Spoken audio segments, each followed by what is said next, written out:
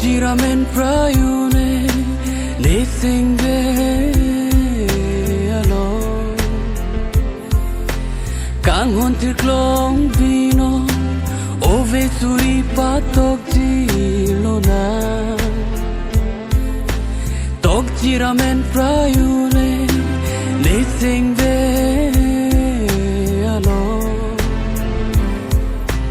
Kang hon tir klong vino Ove suri patok jilona Lesinga talu alon